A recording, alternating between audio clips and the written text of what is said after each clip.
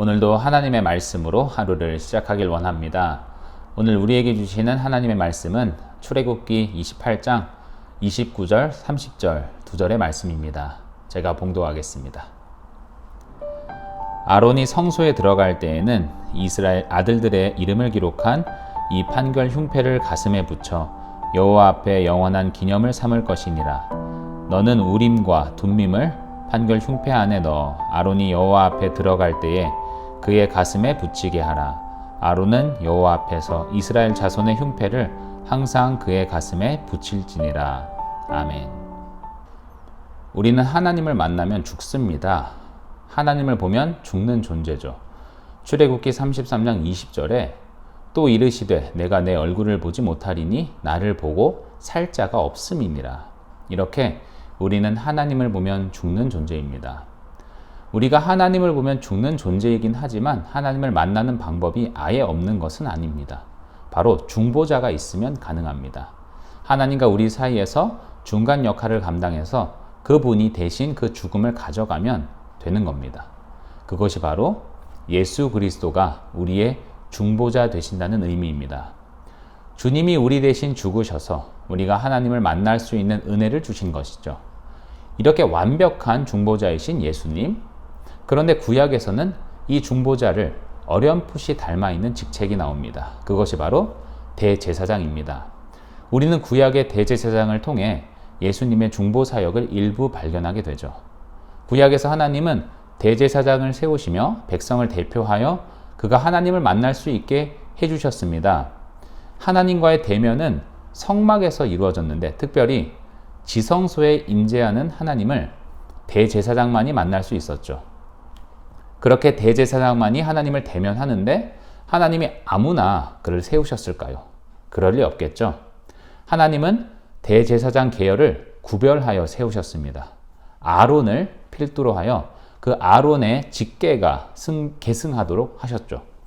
그래서 백성의 눈에 이 대제사장은 확연히 달라 보였습니다. 복장, 의상부터 남달랐죠. 각종 실로, 금색, 청색, 자색, 홍색 그런 여러 가지 실로 정교하게 짠 에봇을 입고 있었고 또 아름다운 보석으로 된 장신구들이 달려 있었습니다. 그중 대제사장만이 지니고 있는 특별한 장신구가 있었는데요. 그것이 바로 판결 흉패라는 것이었습니다. 29절에 아론이 성소에 들어갈 때에는 이스라엘 아들들의 이름을 기록한 이 판결 흉패를 가슴에 붙여 여호와 앞에 영원한 기념을 삼을 것이니라. 대제사장 가슴에는 판결 흉패가 붙어 있었습니다. 네모난 정사각형으로 된 패였는데요. 거기에는 보석이 12개가 박혀 있었어요. 그것은 12지파를 뜻하는 것이었죠. 그러니까 이 판결 흉패는요, 12지파, 이스라엘의 12지파, 그러니까 전체 백성을 대표하는 대표자로서 이 대제사장이 서 있음을 나타냅니다. 대제사장은 내가 모든 공동체, 이스라엘 백성을 대표하는 자로서 하나님께 나아간다. 중보의 역할을 감당한다. 이런 의미가 담겨 있는 겁니다. 그런데 그 중보의 역할을 감당하는 데 있어서의 그 내용이 이 판결 흉패 안에 들어있는 그것에 그 의미가 담겨 있었습니다. 판결 흉패 속에 들어있는 것이 무엇이었냐면 우림과 둠밈이라는 것이었는데요.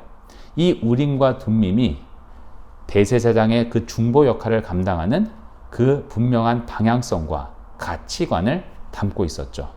30절에 보시면 너는 우림과 둠밈을 판결 흉패 안에 넣어 아론이 여호와 앞에 들어갈 때에 그의 가슴에 붙이게 하라.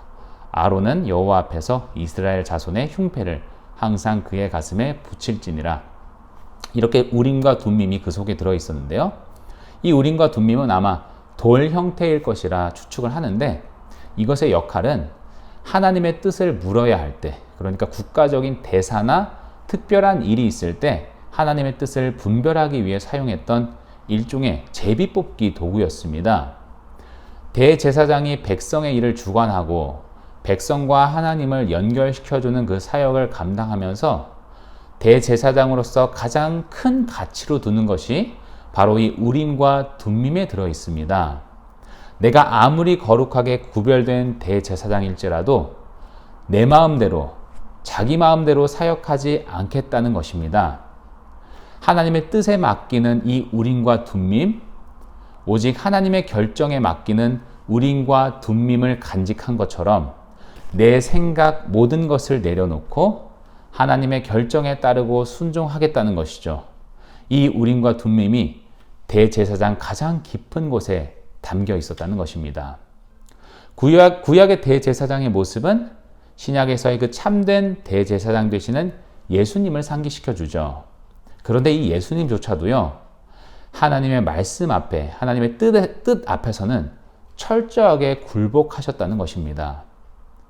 주님이 대제사장 되셔서 우리를 앞서가시며 이끄시고 창조주 되시며 만왕의 되심에도 불구하고요, 주님조차도 이런 말씀을 하셨죠.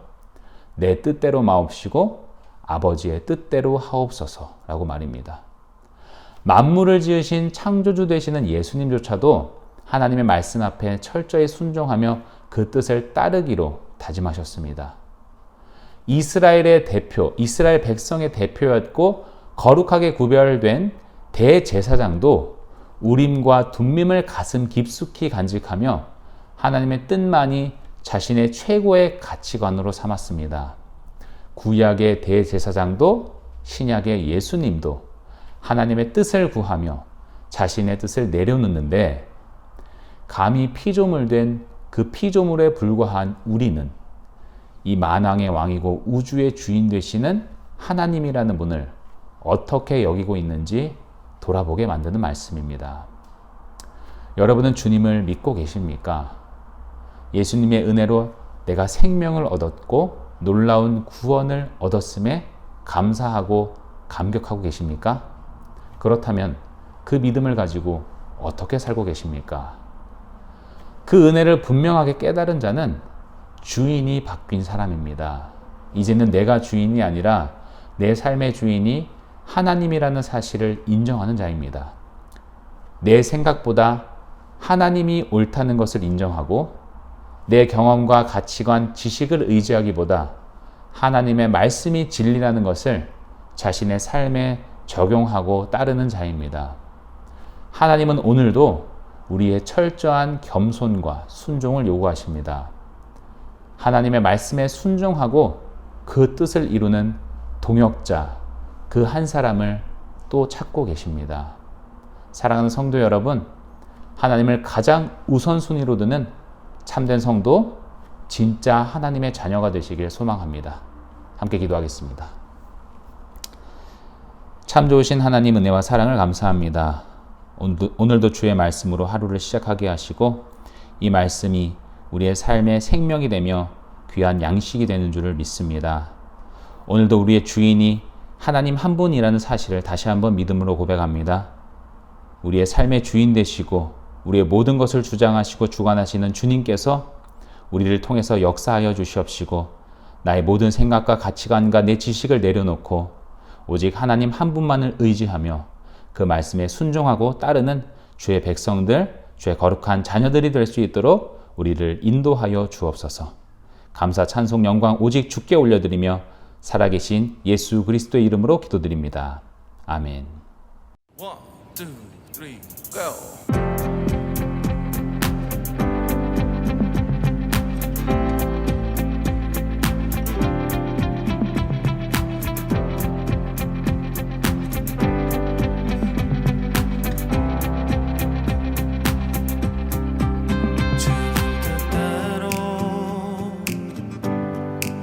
살기로 했네. 주님 뜻대로 살기로 했네. 주님 뜻대로 살기로 했네. 뒤돌아서지 않겠네. 세상 사람 날 몰라줘도 이 세상 사람 날 몰라줘도 이 세상 사람 날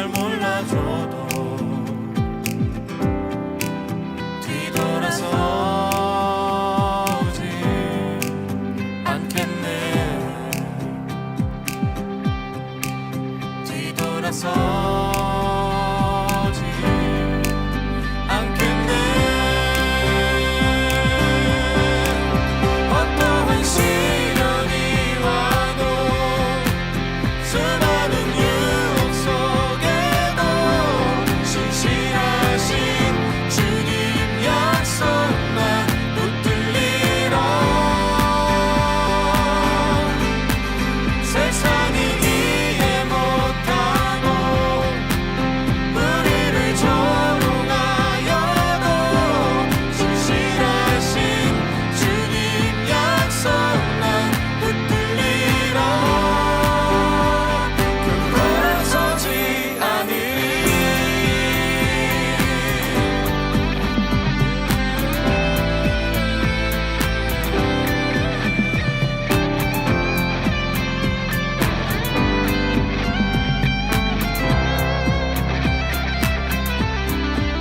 세상 등지고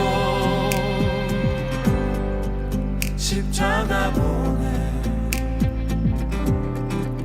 세상 등지고 십자가 보내. 세상 등지고 십자가 보내.